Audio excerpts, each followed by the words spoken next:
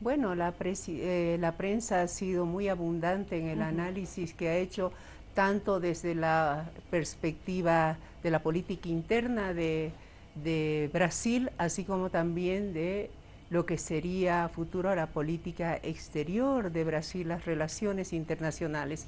Indudablemente que el tema ha tenido repercusión internacional, ha impactado a la comunidad internacional, eh, especialmente porque esto denota que Brasil verdaderamente está sumido en una crisis estructural profunda, no solamente una crisis económica o una crisis institucional, sino hay una crisis inclusive de carácter moral, porque algo que impresiona de todo esto es que aquellos personajes que han promovido la salida de Dilma Rousseff son personajes absolutamente cuestionados por su ética y por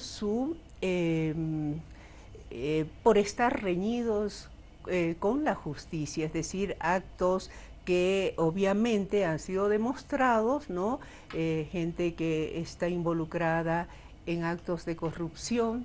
Y sin embargo vemos a una Dilma Rousseff que, más allá de que hubiese tenido una administración floja, como dicen los analistas brasileros, es una persona que se ha caracterizado siempre por una honestidad probada y bueno, ha sido juzgada, ha sido procesada por un grupo de señores que deberían estar en la cárcel, ¿no? Ellos también están con No deberían procesos. estar Ajá.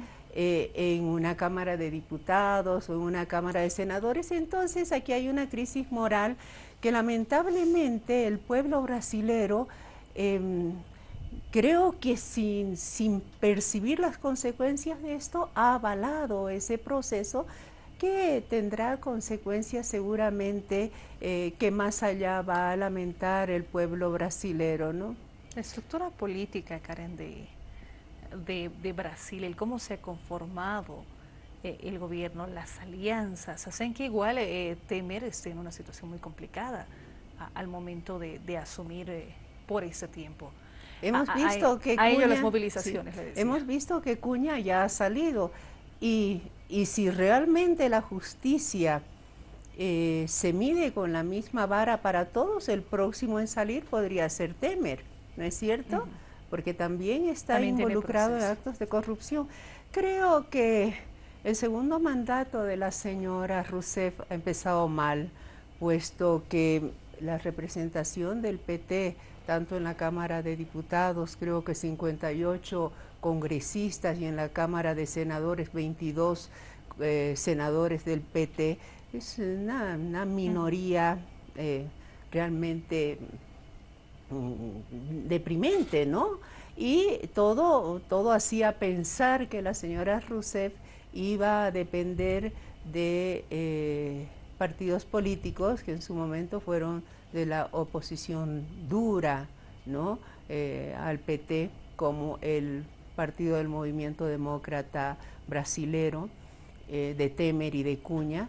Entonces, es imposible gobernar, creo yo, en un escenario de esa naturaleza, con una minoría asfixiada por una múltiple cantidad de partidos de la oposición, ¿no? Karen, a mí me alarmó el nivel retórico de la sesión de diputados, que transitoriamente se anuló hace unas horas y después hicieron retroceder al presidente interino de diputados para reinstalar o restablecer la legalidad de esa decisión del impeachment en términos de la virulencia verbal que se utilizó con un lenguaje fascistoide que hacía muchísimo tiempo no se escuchaba en América Latina. No sé si la sesión de senadores ha tenido las mismas características y ha tenido ese grado de dramatismo retórico y de virulencia y de polaridad. ¿Qué reflexión le merece ese lenguaje que está más cercano a los militares del golpe del 64 en Brasil que de los nuevos tiempos, a pesar de que hemos tenido mucho neoliberalismo y el mercado ha mandado en América Latina durante los últimos 20, 30 años, pero que ese lenguaje lo habíamos dejado de escuchar hacía un buen tiempo, digamos, ¿no? Yo creo que esa sesión de la Cámara de Diputados fue verdaderamente pintoresca y deprimente para un país de esa magnitud. Creo que no podemos comparar al discurso de las épocas de las dictaduras militares. Esto fue peor, esto fue más allá. Estos eran discursos mediocres, discursos agresivos. Con homenaje a un represor incluido. Sí, exactamente, agresivos con personas de diversa orientación sexual, por ejemplo. Eso me impactó muchísimo, la agresión contra un diputado gay, la alusión a la iglesia evangelista, que por cierto ha penetrado mucho en las esferas políticas del Brasil, y eso es bastante preocupante porque conocemos cuál es la filosofía de la iglesia evangelista, ¿no? Y alusión a cuestiones domésticas que nada tenían que ver con el tema político. Ese es la Cámara de Diputados, el Congreso, es pues una sala eminentemente política, y estos señores traían a colación temas personales y considero que eso fue una gran ofensa a la inteligencia del pueblo brasilero. Fue absolutamente surrealista esa sesión de la Cámara de Diputados, y yo comentaba eso con mis alumnos al día siguiente, ¿no? Realmente uno no podía creer al escuchar, porque creo que muchos seguimos hasta que terminó la sesión, ¿no? No podíamos creer que un país tan grande, un país, una potencia, pueda tener un escenario político tan deprimente, tan de baja calidad.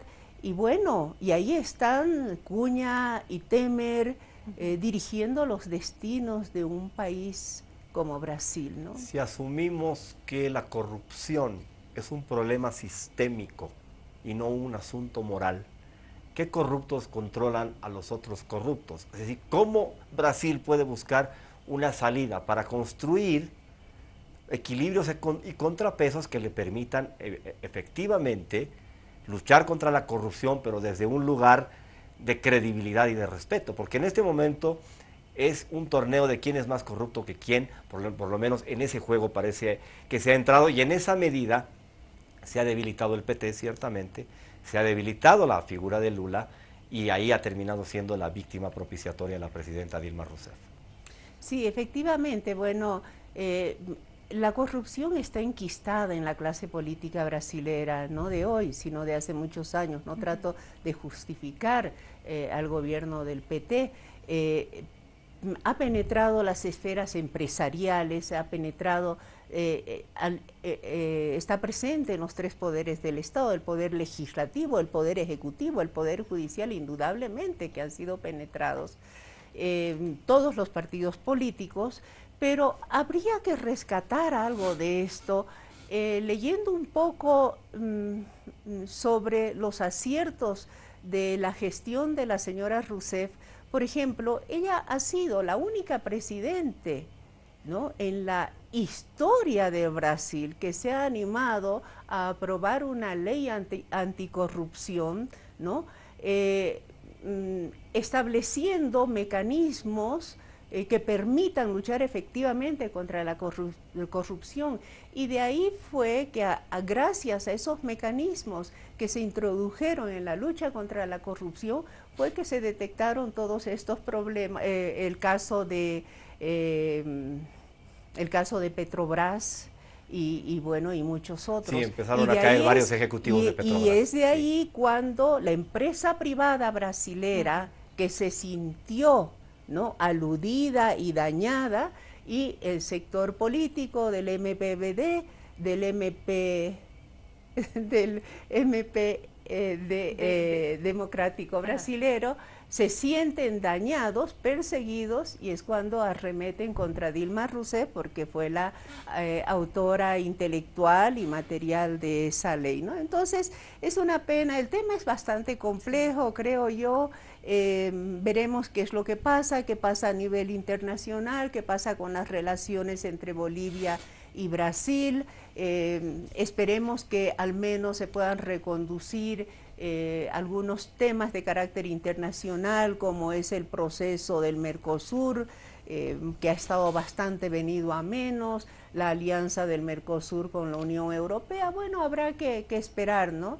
El hecho en sí es lamentable porque afecta a la democracia latinoamericana, y el caso Brasil no es igual al caso venezolano y tampoco al caso argentino. Hay que analizar todos y cada uno de estos escenarios de una forma diferente, con sus propias particularidades y especificidades, ¿no? La legitimidad de la presidencia de Temer es una nebulosa y genera incertidumbre, y no se sabe qué vaya a acontecer en términos de desenlace con Brasil en los próximos 2-3 meses. No sé Lo si que sí conmigo. se pronostica es que dictaría medidas económicas bastante fuertes para salvar la crisis que hay en este momento, pero efectivamente salva el tema de inversiones, esto y el otro, pero paralelo a esto tendrá que disminuir el gasto público, eliminar subsidios, bonos, y entonces eso va a perjudicar a volver a la muchísima receta que ya gente. sabemos.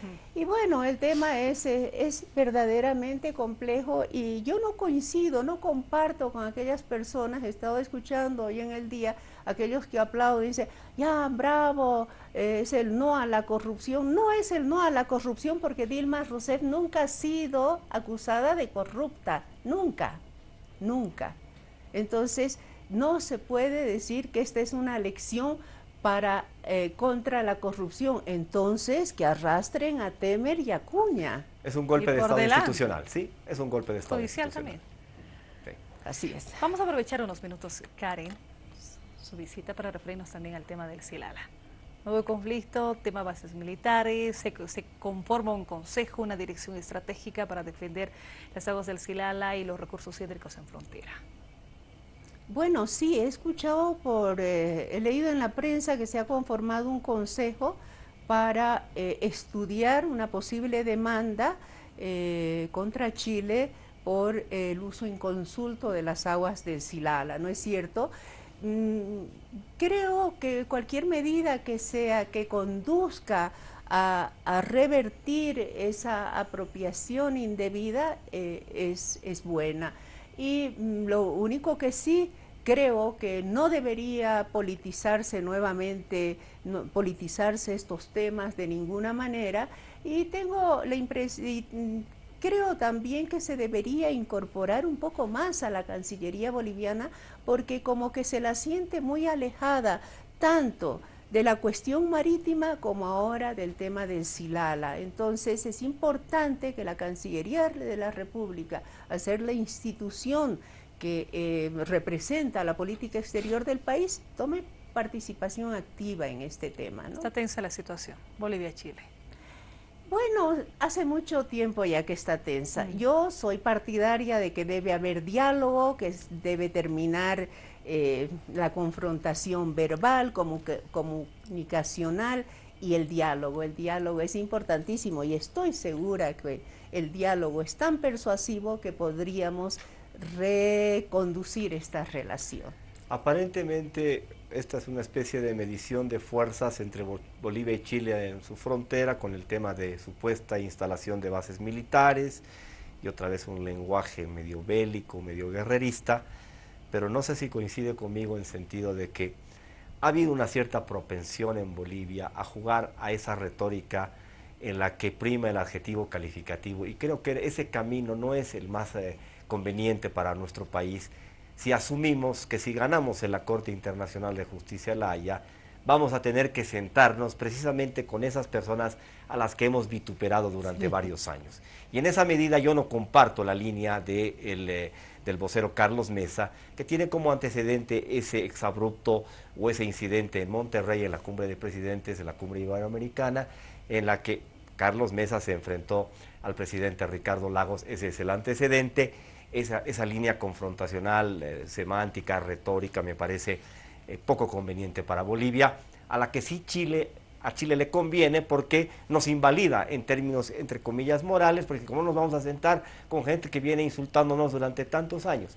¿Cuál es su reflexión acerca de este contexto? Bueno, coincido plenamente en que la confrontación no nos va a llevar a ningún lado, porque tarde o temprano tenemos que sentarnos en una mesa de negociaciones y posiblemente, Julio, los chilenos no quieran ver en esa mesa de negociaciones ni a Carlos Mesa ni a los otros actores que están actualmente como portavoces, dice, participando en la negociación boliviana. Y me refiero a todos porque con el respeto que se merece nuestro presidente y el vicepresidente y muchas otras personalidades, todos una u otra vez han caído en esa tentación de dirigirse en términos nada sensatos hacia Chile. Entonces, aún es tiempo para reconducir, ¿no? Estamos viendo que ellos mismos han cambiado la lógica de su comunicación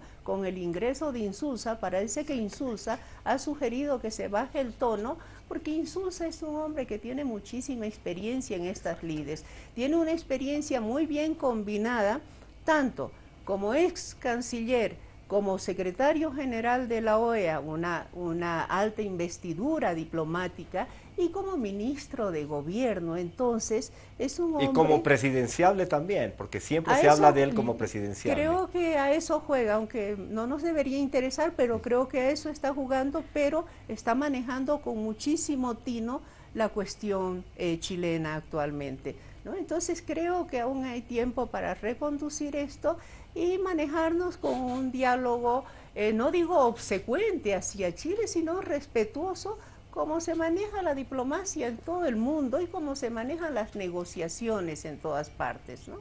Esa es la recomendación. Y en el tema marítimo ya venía también la misma, ¿no?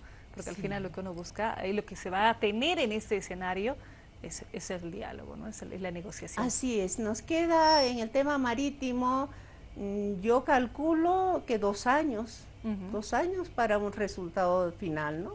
Cuando entra en juego el componente militar, eso inquieta, ¿no? Porque Chile tiene una histórica vocación bélica.